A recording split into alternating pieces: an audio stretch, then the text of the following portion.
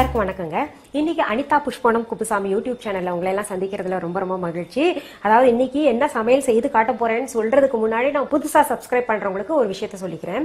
Subscribe பண்ணிட்டு நீங்க என்ன பண்ணணும், பக்கத்துல ஒரு கோயில் மணி மாதிரி பெல் ஐகான் பட்டன் காமிக்கும், அதை டச் பண்ணுங்க. நான் என்னென்ன பதிவுகள் போடுறனோ அதெல்லாம் உங்களுக்கு நோட்டிபிகேஷன்ஸ்க்கு கவனத்திற்கு வந்து சேரும். நாங்க இது வரைக்கும் என்னென்ன பதிவுகள் போட்டிருக்கோம் நீங்க தெரிஞ்சுக்கணும்னு விரும்புனீங்கன்னா டிஸ்கிரிப்ஷன் பாக்ஸுக்கு போங்க. அதை ஓபன் பண்ணீங்கன்னா அங்க எங்களோட யூடியூப் சேனலுடைய லிங்க் கொடுத்திருப்போம். அதை நீங்க தொட்டீங்கன்னா டைரக்டா யூடியூப் எங்களுடைய சேனலுக்கு போயிருங்க. அங்க என்னென்ன பதிவுகள் இருக்கோ அதெல்லாம் நீங்க பார்க்கலாம். அதுல தேர்ந்தெடுத்து நீங்க பாத்துக்கலாங்க. சரி, இன்னைக்கு என்ன செய்ய போறேன் தெரியுமா? ரொம்ப கம கம மணமணன்னு இருக்கக்கூடிய முருங்கைக்காய் உருளைக்கிழங்கு குருமா, அதாவது கிரேவின்னு வச்சுக்கோங்களேன். அது வந்து சாதத்துக்கும் பொருந்தும், இட்லிக்கும் பொருந்தும், தோசைக்கும் பொருந்தும், ரொம்ப நல்லா இருக்கும். சரி, அதற்கு தேவையான பொருட்கள் என்னென்னு முதல் பார்த்துக்கலாம். ஒரு முருங்கைக்காய், 2 உருளைக்கிழங்கு மீடியம் சைஸ், 3 மீடியம் சைஸ் தக்காளி, பொடியாக அறிந்த பெரிய வெங்காயம் 1, பொடியாக அறிந்த கொத்தமல்லி இலைகள் 1 டேபிள் ஸ்பூன், குண்டு மிளகாய் 4, மிளகாய் தூள் 1 டீஸ்பூன், தனியா தூள் அரை டீஸ்பூன், தேங்காய் துருவல் 2 டேபிள் ஸ்பூன், பட்டை 1 துண்டு, ஏலக்காய் 2, கிராம்பு 4, கல்பாசி சிறிது, கரம் மசாலா 1 டீஸ்பூன், பூண்டு பல் 5, இஞ்சி சிறிய துண்டு, கறிவேப்பிலை இலைகள் 15, சோம்பு 1 டீஸ்பூன், மஞ்சள் தூள் அரை டீஸ்பூன், உப்பு தேவையான அளவு, எண்ணெய் தேவையான அளவு. இப்ப பாருங்க, அடுப்பை பத்த வச்சு நான் அதுக்குள்ள பேன் வச்சிருக்கேங்க. எண்ணெய் நம்ம எண்ணெய் ஊத்தணும்னு டக்குன்னு சூடாயிரும் இல்லையா? எப்படி டயத்தை மிச்சப்படுத்தணுமோ அப்படியெல்லாம் பண்ணலாம். ஒரு குக்கர் முதல் எடுத்துக்கோங்க. அதுல பாத்தீங்கன்னா முருங்காய் துண்டா நறுக்கி போட்டுக்கோங்க, சின்ன சின்ன துண்டா உருளைக்கிழங்கு போட்டுக்கோங்க, மஞ்சத்தூள் உப்பு சேர்த்து அது மூழ்கிற அளவுக்கு தண்ணி ஊத்தி வேக வச்சுக்கணும். இங்க பாருங்க, இப்படி வேக வச்சுக்கணுங்க. இது நான் 2 விசில்ல எடுத்திருக்கேன். அதுவே பாருங்க, முருங்காய் நல்ல முருங்காய் கிடைச்சது, அது நல்லா பொழந்திருக்கு, உருளைக்கிழங்கு நல்ல பதத்துல இருக்குங்க. அடுத்தது இஞ்சி பூண்டு இருக்கு இல்லையா, அதை வந்து மிக்சி ஜார்ல ஒரு சும்மா 2 சுத்தி இருக்கேன். அம்மியில தட்டி அரைச்சா எப்படி இருக்கும் அந்த அளவு இருந்தா போதுங்க. அடுத்தது தக்காளி சொல்றேன் இல்லையா, உங்களுக்கு 3 மீடியம் சைஸா இருந்தா வந்து 3 எடுத்துக்கலாம், இல்ல பெரிய சைஸா இருந்தா 2 போதுங்க. அதை நல்லா வெட்டி கூழா அரைச்சு வச்சுக்கோங்க. இப்ப பாருங்க, பேன் சூடாயிருச்சுங்க. எண்ணெய் ஊத்திக்கலாம். சாதாரண காய் தாளிக்கிற எண்ணெய் தாங்க இது. 2 டேபிள் ஸ்பூன் அளவு போட்டுக்கோங்க. அடுத்தது அந்த எண்ணெய் சூடானோன்னு இது பாருங்க, இந்த பட்டை கிராம்பு ஏலக்காய் இந்த கல்பாசி போட்டுக்கணும். இந்த கல்பாசி மட்டும் கொஞ்சம் ஜாக்கிரதையா எடுக்கணுங்க. இந்த கல்பாசி இங்க பாருங்க, நம்ம கவர்ல இருந்து எடுக்கும் போதோ இந்த பாட்டில்ல அடைச்சு வச்சிருந்தீங்கன்னா அது எடுக்கும்போது இப்படிதான் ஒரு பிடி தான் பிடிக்கணும். பாருங்க, சும்மா சின்ன சின்ன துண்டா 2 3 இருக்கும், அவ்வளவுதான் எடுக்கணும். இதுக்கு மேல நீங்க போட்டீங்கன்னா மனம் நல்லா இருக்கு. இதோட மனம் பாத்தீங்கன்னா ரொம்ப நல்லா இருக்கும். இது போட்டா அவ்வளோ டேஸ்டா இருக்கும் குருமா. இது பெரும்பாலும் யாரும் சொல்ல மாட்டாங்க. என்ன பண்ணுவாங்க, அரைக்கும் போது நமக்கு ஹைட் பண்ணிடுவாங்க, மறைச்சிருவாங்க. ஏன்னா இதுதான் டேஸ்டே கொடுக்கும். இது வந்து மறைச்சு அரைக்கிறதுல போட்டு இது பண்ணிடுவாங்க. இந்த கல்பாசி போட்டோம்னா அவ்வளவு நல்லா மனம் இருக்கேன்னு சொல்லிட்டு நிறைய போட்டுறாதீங்க, கசந்துரும் அப்புறம். ஏன்னா இவ்வளவு டீட்டெயில்டா நான் எதுக்கு சொல்றேன்னா, நிறைய பெண்களுக்கு படிச்சு முடிச்ச உடனே திருமணம் ஆயிருது, ஒரு கேப் கிடைக்கிறது இல்ல, சமையல் ரூம்ல போய் கத்துக்கணும், அதுக்கெல்லாம் கேப் கிடைக்கிறது இல்ல. அதனால இவ்வளோ டீட்டெயில்டா என்னோடது வந்து நிறைய பேர் புது கல்யாணம் ஆனவங்க கேட்கறாங்க, எப்படி பாக்குறாங்க. அதனால அவங்களுக்காக சொல்றீங்க. பாருங்க, இப்போ பட்டை கிராம்பு ஏலக்காய் கல்பாசி எல்லாத்தையும் போட்டு தாளிச்சிடலாம். அடுத்தது பெரிய வெங்காயம் போட்டுக்கலாம். அடுத்தது இங்க பாருங்க, நல்ல காரமா இருக்கணுங்கிறதுக்காக நான் என்ன பண்றேன், அதுல இருந்து விதை எடுக்காம இந்த குண்டு மிளகாயில வந்து இது கொஞ்சம் காரம் கூட தான் அப்படியே போடுறேன். நான் கிரேவிக்கு பொதுவாகவே காரம் வந்தால் தான் நல்லா இருக்கும். இந்த மெத்தட் நீங்க நல்லா பார்த்துக்கோங்க. இது வந்து உங்களுக்கு நான்வெஜ் செய்யறதுக்கும் ரொம்ப யூஸ்ஃபுல்லா இருக்குங்க. நிறைய பேர் என்ன பண்ணுவாங்க, போயிட்டு பக்கத்து வீட்டுல எல்லாம் பேசிட்டு இருக்கும்போது ஒருத்தர் சொல்லுவாங்க, கேஸ் உங்களுக்கு எவ்வளவு நாளைக்கு வருதுக்கா அப்படின்னு. எனக்கு 40 நாளைக்கு வருது.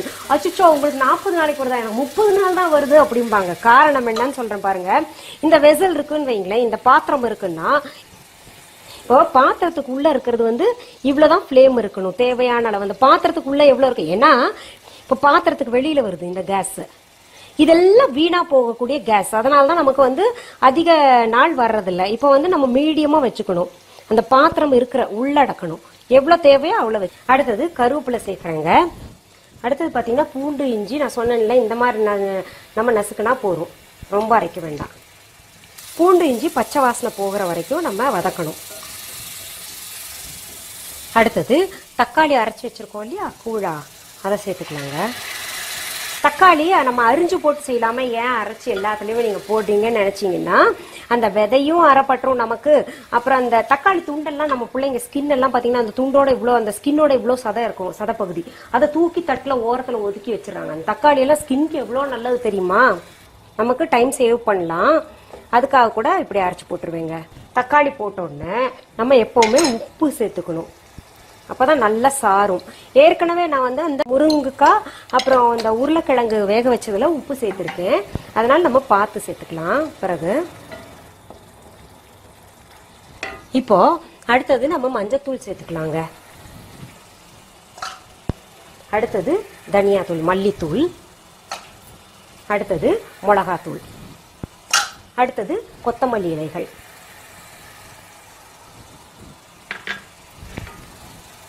நல்லா கிளறி விட்டுறணும். பாருங்க எவ்வளோ நல்ல மனம் வருது தெரியுமா எனக்கு இங்கே. இதை சிம் பண்ணிட்டு இப்போ நம்ம மூடி போட்டு மூடி வச்சிடலாம். நம்ம இப்போ பேன் மூடி வச்சிருந்தோம் இல்லையா, அதை ஓப்பன் பண்ணி பார்க்கலாங்க. பாருங்க இந்த காஷ்மீரி மிர்ச்சி தூள் போட்டாலே நல்லா கலர் வருங்க. பொதுவாகவே காரம் குறைவாக இருக்கும், ஆனால் கலர் கூட வரும். இப்போ பாருங்க நல்ல கலர்ஃபுல்லாக இருக்குல்ல. அடுத்தது நம்ம என்ன பண்ணுறோம், இந்த முருங்காயும் உருளைக்கிழங்கும் வேக வச்சிருக்கோம் இல்லையா, அதை சேர்த்துக்கலாம். இப்போ நான் உங்களுக்கு இதில் ஆப்ஷன் சொல்லிடுறேங்க. இந்த உருளைக்கிழங்கு மட்டும்தான் இதில் சேர்க்கணுமா அப்படின்னா இல்லை, நீங்கள் மஷ்ரூம் கூட சேர்த்துக்கலாம். முருங்காய் மஷ்ரூம் கூட நல்ல காம்பினேஷன் தான். அப்புறம் நீங்கள் வந்து பிரான் குருமா செய்யணும்னா பிரான் சேர்த்துக்கலாம், சிக்கன் செய்யணும்னா சிக்கன் குருமாக்கு இதில் சேர்த்துக்கலாம், மட்டன் சேர்க்கணும்னா நீங்கள் மட்டன் சேர்த்துக்கலாம். அந்த மாதிரி இந்த பேஸ் கிரேவி இதை வச்சுக்கிட்டு இதெல்லாம் சேர்த்துக்கலாம் நீங்கள். பாருங்க இது கலந்து விட்டுட்டு அடுத்தது நம்ம என்ன பண்ணணும்னா இந்த சோம்பும் தேங்காயும் அரைச்சி வச்சிருக்கோம் இல்லையா, அதை சேர்த்துக்கணும். அடுத்தது இந்த கரம் மசாலா தூள் இருக்கு இல்லைங்களா, அதை போட்டுக்கணுங்க. இப்போ தண்ணி வேணுமா எவ்வளோ சேர்க்கலான்னு பார்த்துக்கலாம். தண்ணி கட்டாயம் சேர்க்கணும். தண்ணி வந்து அளவு சொல்ல முடியாதுங்க, உங்களுக்கு எவ்வளோ திக்னஸ் வேணுமோ அது நீங்கள் தான் பார்த்துக்கணும். பாருங்க நல்லா கலர்ஃபுல்லாக இருக்குல்ல. இப்போ இதை மறுபடியும் நமக்கு பச்சை வாசனை போகிற வரைக்கும் கொதிக்க விடணுங்க. மீடியம் ஃப்ளேமில் வச்சுக்கணும். இப்போ பாருங்க நல்லா சைடில் எல்லாம் ஆவி வருது, எனக்கு தெரிஞ்ச நல்லா பக்குவமாக இருக்குங்க. வா எப்படி இருக்கு பாருங்களேன், மனம் வேற இங்கே கிளப்புதுங்க, அவ்வளோ நல்ல மனம். என் வீட்டுக்கார் வேற வந்துட்டு என்னன்றாரு, இது என்ன இப்படி மணக்குது அப்படின்னு. நல்ல பக்குவமாக இருக்கு, நல்லா கொதிச்சிருச்சு. இப்போ அடுப்பு அணைச்சிடுறேங்க. இப்போ பாருங்க டிரான்ஸ்ஃபர் பண்ணிக்கலாம் நம்ம. இப்போ நான் என்ன தெரியுமா பண்ண போறேங்க, இந்த கிரேவியை உங்களுக்கு இட்லி கூட சாப்பிட போறேங்க. எங்கள் வீட்டு இட்லி பாருங்க நான் பூ மாதிரி, அதாவது இட்லி வந்து எப்பவுமே பார்த்தீங்கன்னா லேசாக இருக்கணும் விழும்போது, அதுதான் நல்லா பக்குவமாக வந்திருக்குன்னு அர்த்தம். போய் சப்புன்னு உக்காந்துச்சுன்னா அது வந்து சரியான பக்குவத்தில் இல்லைன்னு ஆயிரும். இங்கே பாருங்க இட்லி கூட ரொம்ப டேஸ்டாக இருக்கும்.